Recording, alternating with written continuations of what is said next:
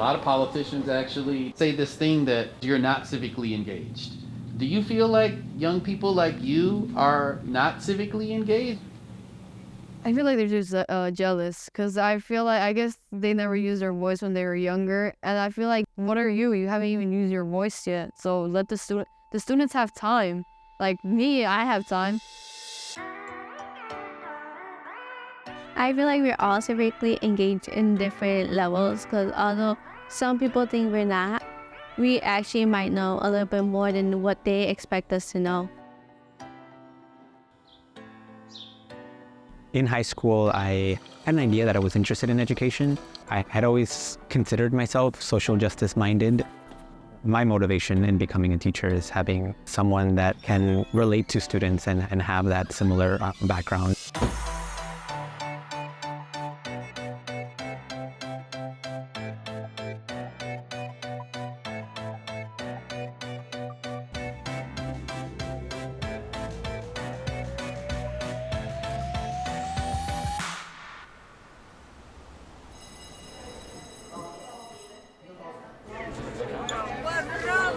Good afternoon, good afternoon. All right, good afternoon, everyone. Happy Tuesday. Let's take a seat. What you should be working through today is finishing up step 2, which is the research. Make sure you have evidence to back up the claims that you're going to be making, right? That includes 2 to 3 credible sources.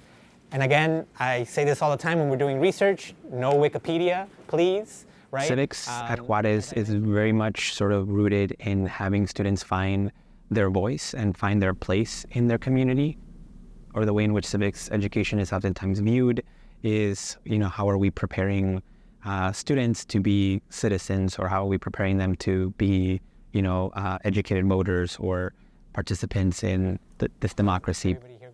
I feel like a lot of my beliefs are grounded in my identity as sort of a second-generation Latino immigrant. Both my parents came here from Mexico. My older brother was born in Mexico, and I was the first in my family to be born here in the U.S. What oftentimes comes up is there's a lot of in-betweenness, so not feeling fully American and not feeling fully Mexican. And I think it's something that resonates with my students when I share my story, because a lot of them can relate to it. So I feel like that's a big part of sort of my identity and who I am, as well as a lot of the things that I do in terms of work professionally and personally. So yeah, I think that sort of working class Latino sort of background is really important to me, and oftentimes lines up with a lot of the work that I do. Answering the prompts on step 3 of your document.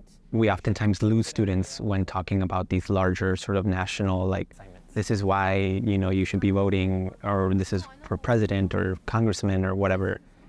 When in reality, we should be focusing on what's going on in your neighborhood, what's going on in your community. Politicians and people who work in the government, they can do laws and stuff, right?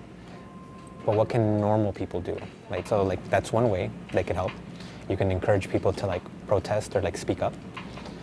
We're able to understand what we could do to change our communities and everything. Give me money to charities. Politicians didn't do this, but us as members of the community did something for it.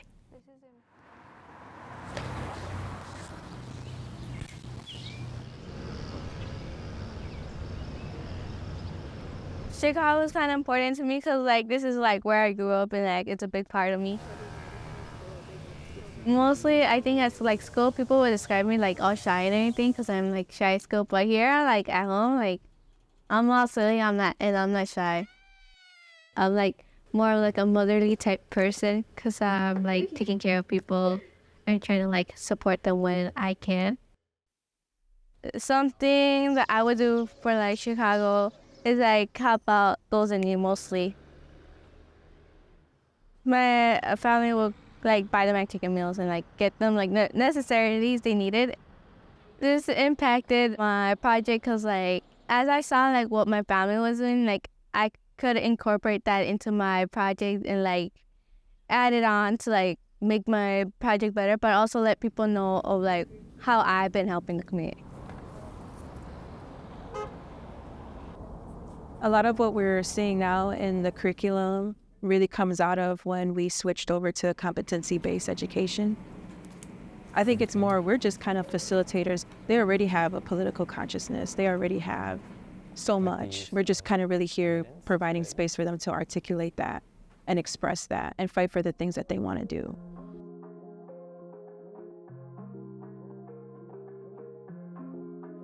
I would think that civics should be reflective of the community where it's being taught. I would say that it should touch on different subject matters, right? You should touch on those subjects about mural painting and the history of it, and so on and so forth. But also other areas of interest, I think, are also important, you know, like, let's say, political activism.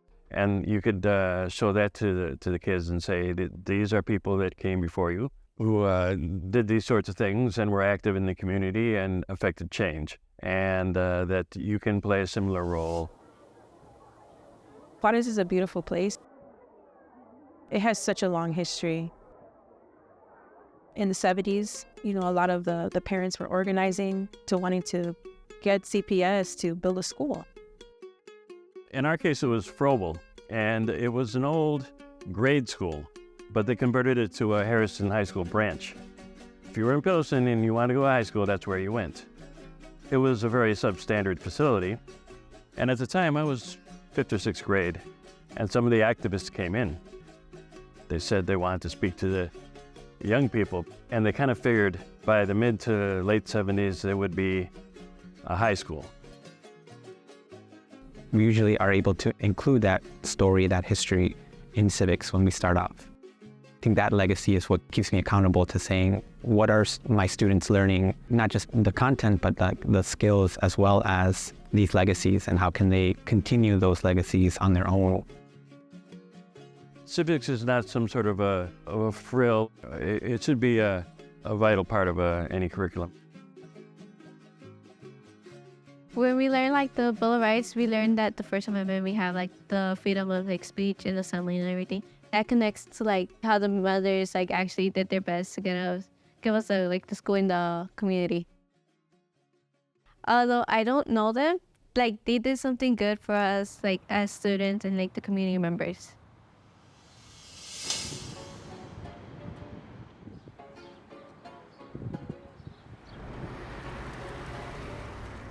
Our sort of civics freshman year curriculum is broken down into 4 units.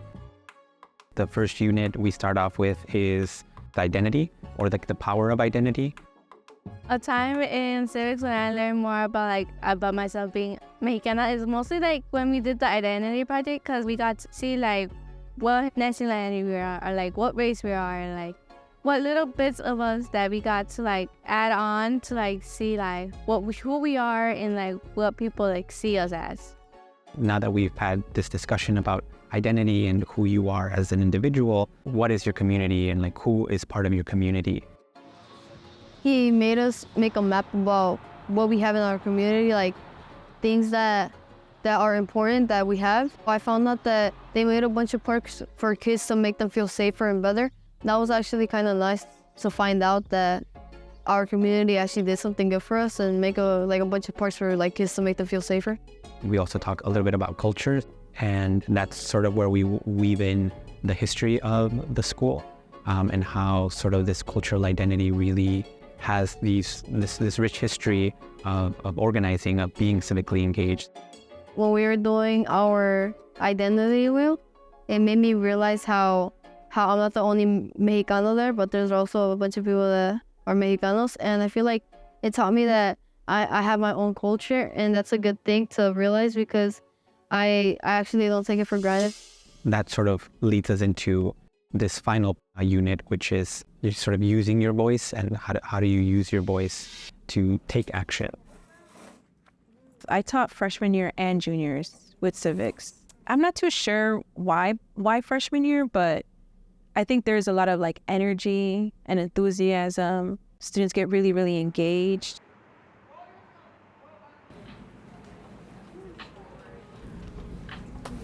Mr. Guzman.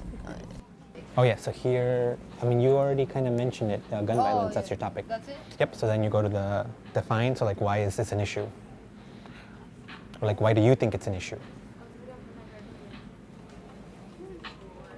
Civics really taught me to look at my own community and realize how, like, what's happening, and I feel like I should be more aware of what's happening in my community.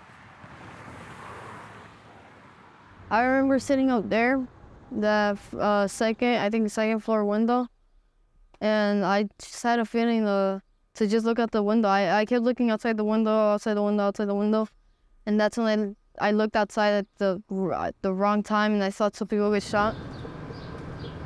Since it still haunts me for 6 years, I was like, dude, like, I gotta make a project out of it and show people how I lived this life.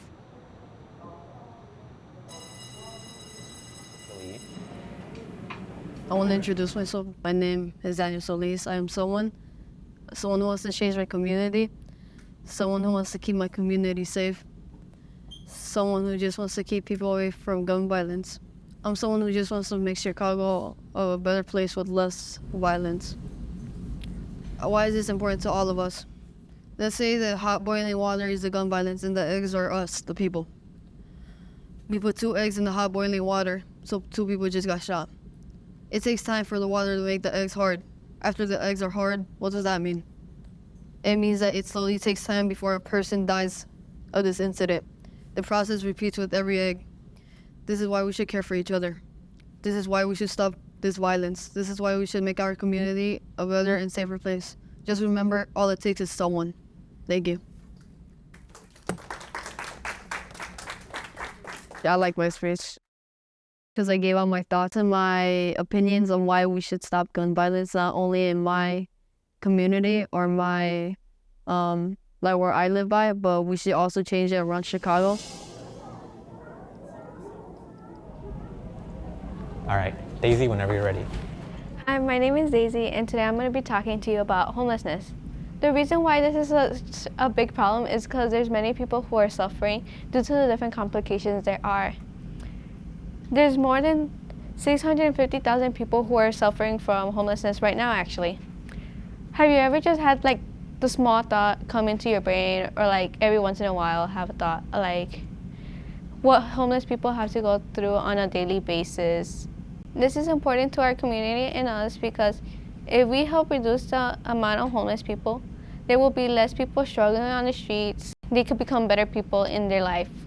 You can help volunteer at an organization or like give money to charities that help them out.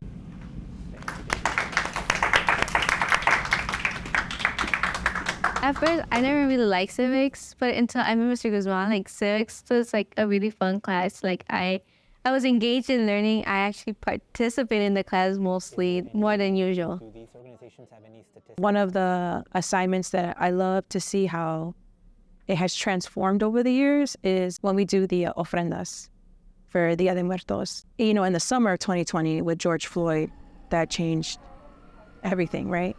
And so much of our school was all like, how are we going to process this with our students? What are we going to do? The civics platform and class has so much like opportunity to do that, right? But the thing was that we were doing that coming back virtual. And so we first started with a Black Lives Matter virtual ofrenda. One of the few times that they turned on their camera was when they had to show the paper ofrenda. And so the students showed their ofrendas that they made in their house. And then you have like Laquan McDonald there too. You know, you have Breonna Taylor, you have George Floyd, right?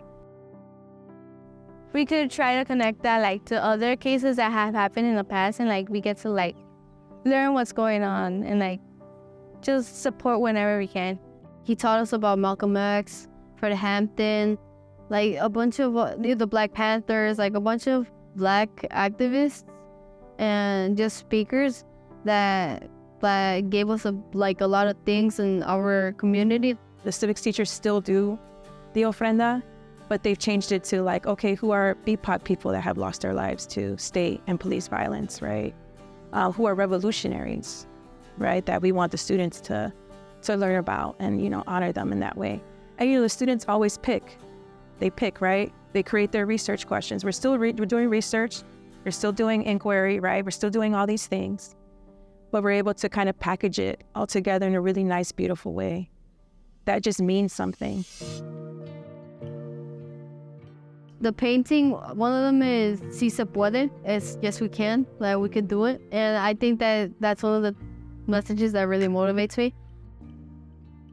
It was about how they process it to give a better education for the students.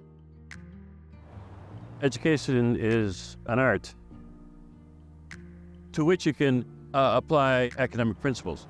You have sort of established ideas about curriculum and so on and so forth. So it's a back and forth thing, right? Because you base your approach to the student based on the kid's personality, right? And then you adjust your approach accordingly, because how can I reach this young person? Yeah, they're all different, right? And so you have to adjust your game. And that's where the art comes in. That's where their creativity comes in. Teachers who really like to have the kids read textbooks, like it could be too much for them because although they can't process all that information in a sitting or anything, they could try to slow it down and make the textbook at least a little bit fun for the kids because they're gonna feel bored if they're just reading a full-on text all class period. A lot of times the kids say, well, no one wants to hear my opinion, because they're young, right? When we're working in collaboration with our students and we're more facilitators of space, they really do shine.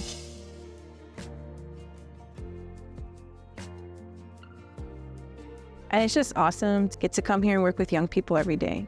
They're pretty awesome. If I could think of a dream, I think it would be to better help students understand their place. First and foremost, they should understand who they are, who their community is, and what things impact their communities and how they can be agents of change for their community, I think is sort of like the ultimate goal. Civics isn't only about history, but it's mainly about how one thing could change everything. And I feel like we should be that someone.